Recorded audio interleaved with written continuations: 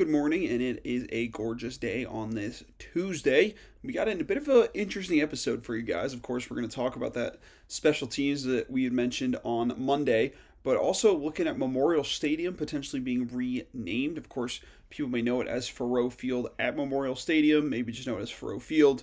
But the stadium itself, called Memorial Stadium. 2 weeks ago, there was some information about it getting changed. We'll touch on that, as well as talking about Blake Craig and a new quarterback coach for the Tigers. First things first, we got to talk about this Memorial Stadium potentially being renamed. So about 2 weeks ago now, Mizzou Athletics kind of said that they're going to move forward with securing corporate naming rights for Memorial Stadium, which of course has been the home of Mizzou football for about a century. The 100-year anniversary was going to be in 2026. Of course, the stadium is currently undergoing a $250 million project on the end zone that is going to look spectacular according to everything that we've seen. But it's pretty interesting that they have now decided that they were going to launch a naming rights and initiatives for Memorial Stadium. So basically, Mizzou Director of Athletics, Laird Veach, has said that this is an incredible opportunity for Mizzou Athletics in the future. So should the naming rights conclude with a successful partnership, Mizzou plans to remove Memorial from the stadium name. So as you know, Memorial Stadium, where Mizzou plays, there is already a shelter insurance and an equipment share logo on the field. So we could maybe see something along the lines of Shelter Insurance Stadium, Faurot Field at Equipment Share Stadium. It'll be interesting to see what they kind of come up with in terms of names. But at the same time, the university is still actively trying to plan for new opportunities to honor and preserve the historic origins. So we're going to get into that in a second.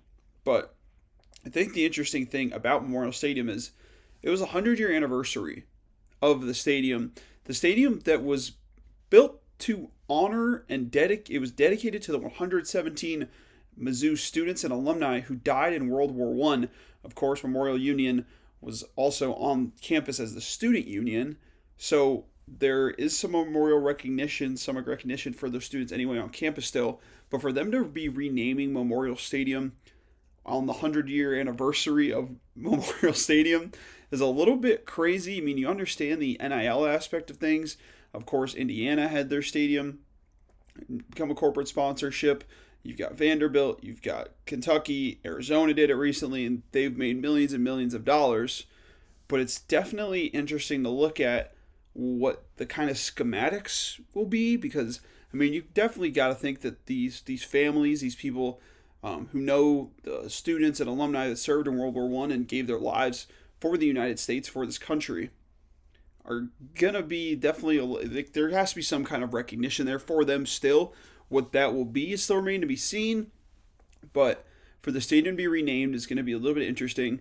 Veterans, like, their names of the stadium, I think Shelter Insurance has to probably be up there.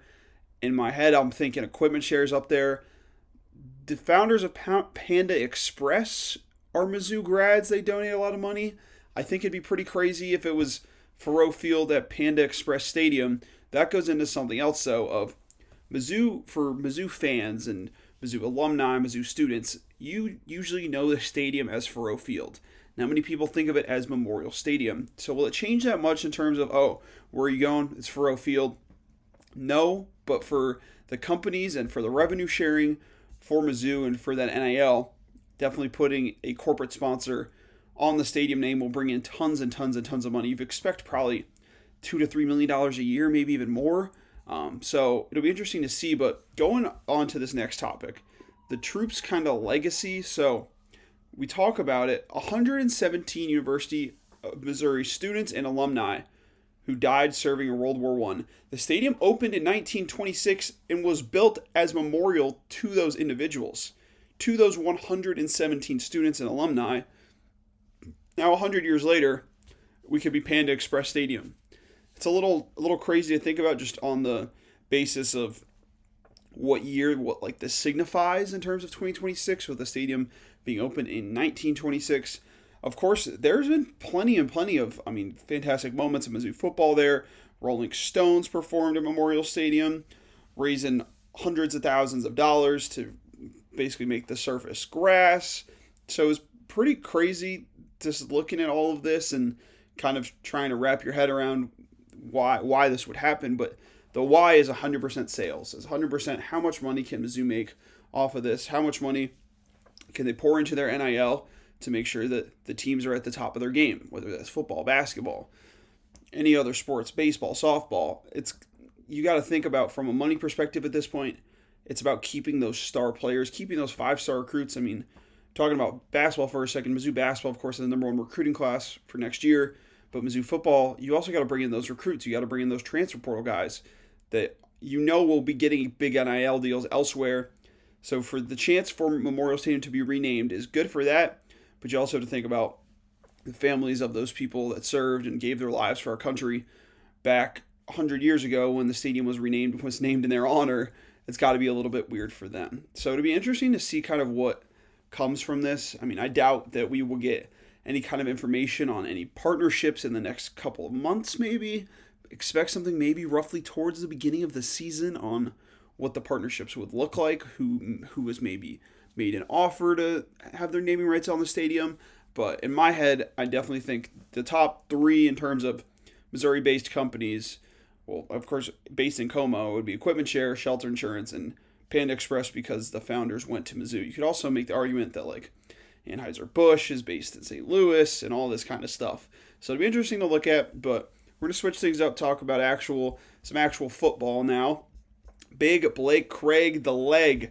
As you guys may remember, he was Mizzou's kicker heading into the 2025 season and, of course, tore his ACL on a kickoff in the third quarter of that game. Very unfortunate because coming in, he was, one of the best players for Mizzou, like, altogether. You look at the roster, he's a very, very strong kicker. Finished the year really, really strong.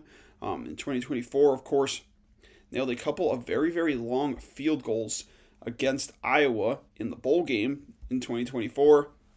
He was actually part of the all-bowl team selection.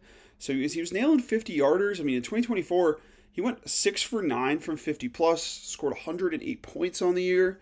And in the first game of the season, he drilled a 55-yarder.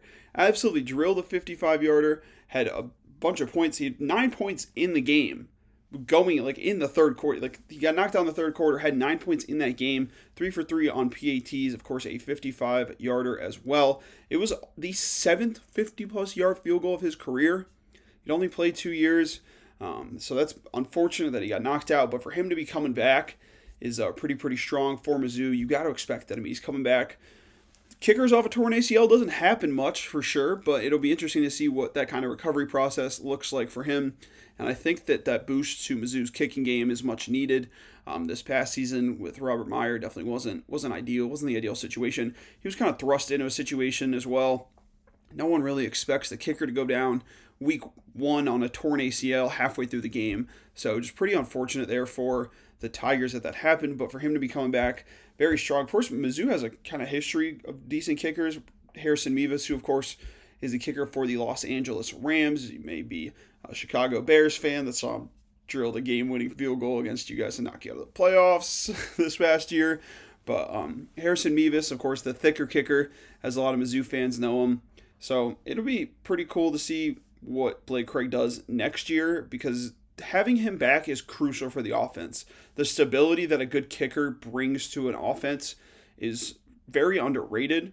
There were games he finished with 4 field goals last year. There were, he set a Mizzou bowl game record with a 56-yard field goal in 2024. He had a bunch of 50-yard, the game against Iowa, this 2024 Music City Bowl, 56-yard field goal and a 51-yard field goal. The third player in program history to have 2 50-plus yard field goals in the same game. Harrison Mevis was, of course, the other one, and Andrew Baggett is the other one. So pretty good collection of kickers there. And I think for Mizzou to get Blake Craig back and to have that trusted kicker is really, really strong for the Tigers. And you'd expect him to probably not be on any of these All-American watches just due to the way last season went. But I wouldn't be surprised if he has a great season, ends up on an All-SEC first or second team because he's really, really a strong kicker. Craig the Leg, hopefully he's ready to go come fall, but that's the expectation. And then we're going to cap today's episode off by talking about a new quarterback mentor, Garrett Riley. If that name sounds familiar, well, his older brother, Lincoln Riley, is the head coach at USC. And, well, you may know him because he was the head coach at Oklahoma as well. coached a bunch of great quarterbacks. But Garrett Riley, going to be taking over as the quarterback coach for the Missouri Tigers, was previously the offensive coordinator for Clemson, as well as the TCU team that played for the national championship in 2022, the Quentin Johnston team, Max Duggan team that beat Michigan in the playoff semifinal, made the national championship against Georgia.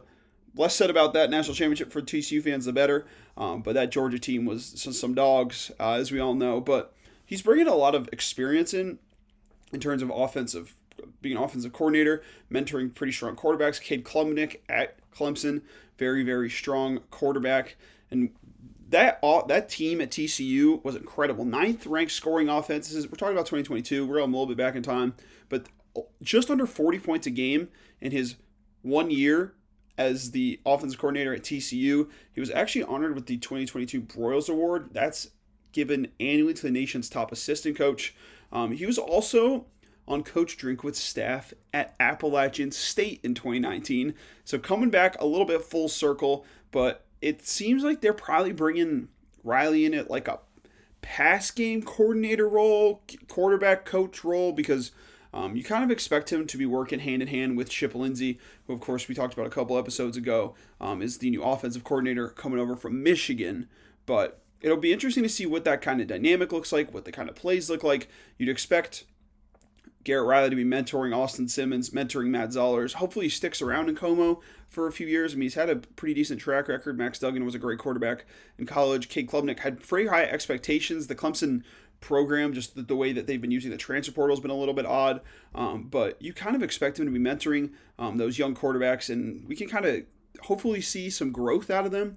It'll be pretty interesting to kind of see. Of course, Lincoln Riley's younger brother, so expect him at some point to follow him to USC or wherever Lincoln Riley ends up at this point. But pretty cool to have Garrett Riley in Como, quarterback coach, previously the offensive coordinator at Clemson, at TCU, coming into a quarterback coach role, maybe a pass game coordinator role like you see in the NFL. I mean, pretty cool to see. But yeah, that'll do it for today's episode. Thank you so much for tuning in.